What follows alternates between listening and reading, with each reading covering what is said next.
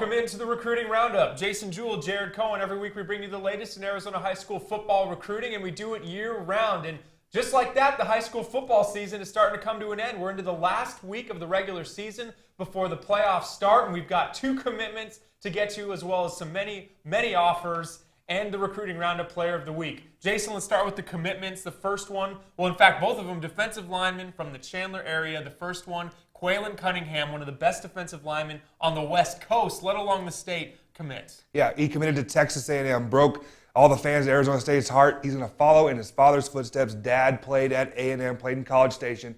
Waylon is a 4-star defensive end by Scout.com, but I also think he could end up being an outside linebacker at the next level. Gets to the quarterback, very athletic, 6'4", 225-pound player with a bright future. The leader on the Hamilton defense, which expects to play big dividends for them to get through the playoffs and try to repeat as state champs. One of the teams, though, that looks to stand in their way is the Chandler Wolves. They already beat Hamilton for the first time in 17 tries this year. And on their defensive line, they have a kid named Cruz Flores who announced his commitment as well. Yeah, he's going to stay in state. He committed to NAU. The Lumberjacks, that was his only offer. But you and I talked about it off camera. He's a player that just does all the dirty work. He's only 6'1", but he's powerful. He's 265 pounds and very compact. Will get it done inside at that defensive tackle spot up in Flagstaff. He's been a great run stopper. Yeah, he's actually one of those guys that just plugs those gaps. I'm a big fan of Cruz Flores for the Chandler Wolves. A ton of offers to get to. Everyone talked about how Todd Graham made his way around to the state in a bunch of high school games on his helicopter last weekend.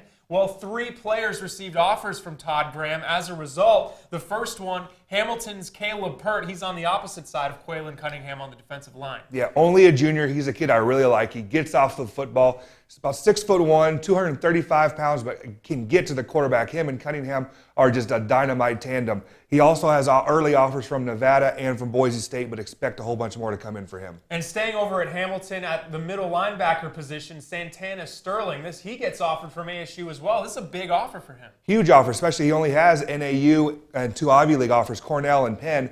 But this is a gray shirt offer, meaning he will not sign on signing day. He will, if he were to pick ASU, he would enroll in January of 2015. And we've seen some players in the recent past that have taken that gray shirt in the history with some pretty solid schools. Yeah, it's not a bad move. The kids can start school early as long as they don't take 12 credit hours and go full time. Their clock never starts, and they can develop in the weight room a little bit over that 6-month period. Staying in Chandler still, though, we will get to other parts of the state, but we go to Chandler High School yet again, and their sophomore phenom running back Chase Lucas picked up an offer from ASU as well. Yeah, after the game, Coach Graham told Coach Iguano that Lucas had the offer from the Sun Devils.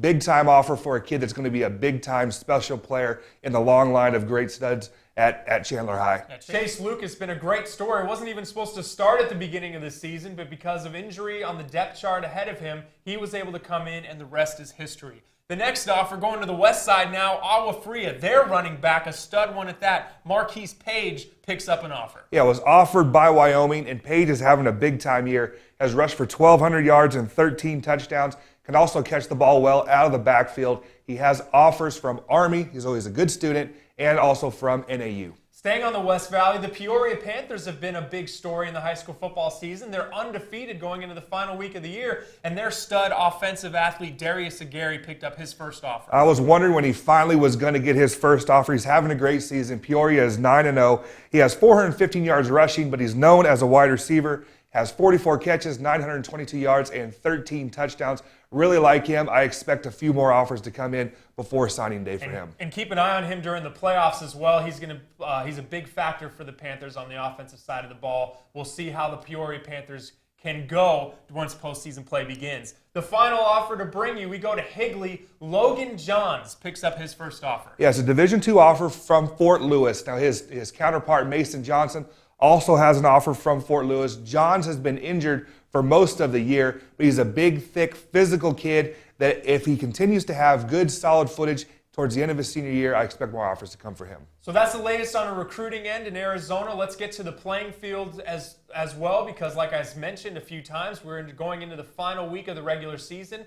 This week's Recruiting Roundup Player of the Week goes to a quarterback that stepped up big in a big game last week. Pinnacle High School's Brian Lewerke goes up against Horizon and has a big day for them.